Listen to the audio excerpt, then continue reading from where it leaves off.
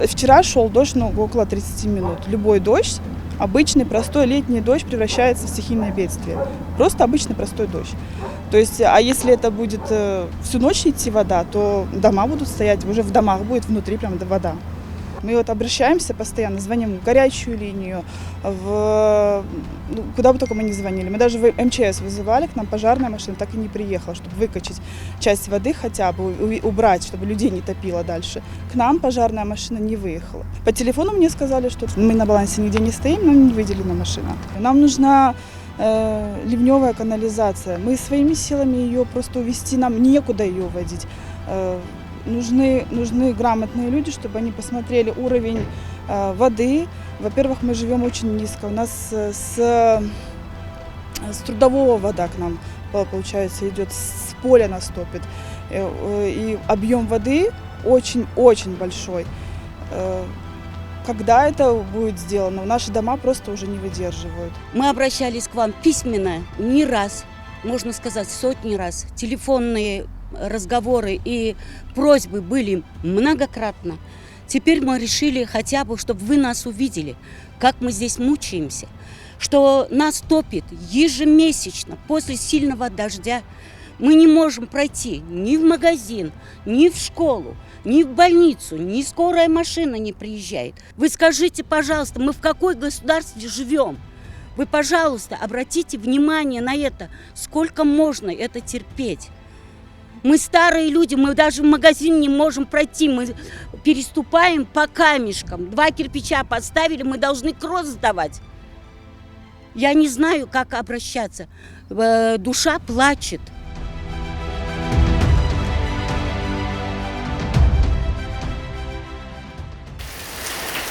Это наш подвал,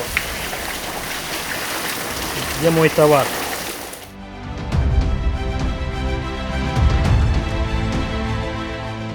Вчера было много воды, после дождей, обильных осадков. Здесь очень сильно поднялся уровень воды.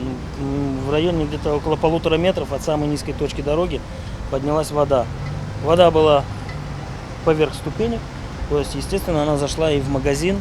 Ущерб нанесен немалый каждому из предпринимателей. Вот если вы посмотрите, на дороге ливневки они забиты, и они не справляются с тем потоком воды, который идет со всего массива. Воды было очень много, пострадал личный транспорт, автомобили, которые стояли здесь. Несколько автомобилей увезли на эвакуаторе. Первые полчаса сильные, и вода сразу набралась. И потом еще продолжалось около 30 минут дождь, и вода попала уже в сам торговый комплекс. Очень грустно, и вот последствия, какие мы сейчас выносим, сушим, подсчитываем убытки.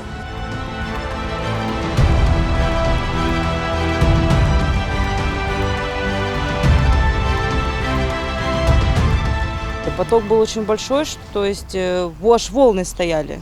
Настолько было сильно. Крышу у людей посрывало вчера при сильном ветре и дожде. Машины останавливались, они не могли проехать. То есть по Сергея Ценского невозможно было вообще проехать. То есть настолько был поток воды, что даже грузовая машина не смогла проехать вчера.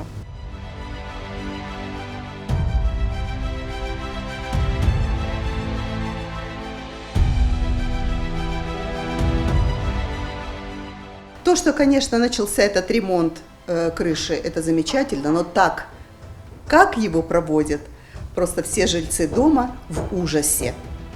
Раскрыть крышу полностью, когда материал еще не завезен в Крым, как нам объяснили работники компании, которая выполняет ремонт, это не поддается никакому объяснению. Фонд капитального строительства полностью устранился от этой проблемы. Полностью протекла крыша не только в этой комнате, вот соседний коридор, соседняя комната, кухня, полностью все залило. Тут был потоп просто ужасный.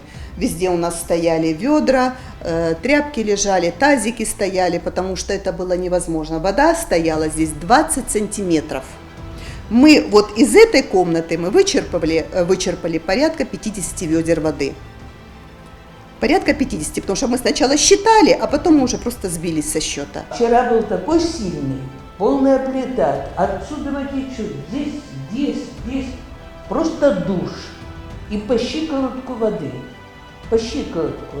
Я сначала пыталась там тряпками как-то это самое, а что толку? Она хлещет сверху и все.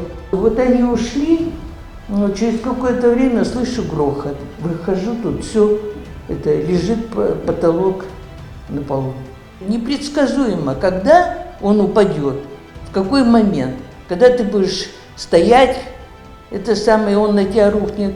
Может быть, тебе повезет, ты не будешь в этот момент здесь находиться. Но гарантии-то никто не может дать.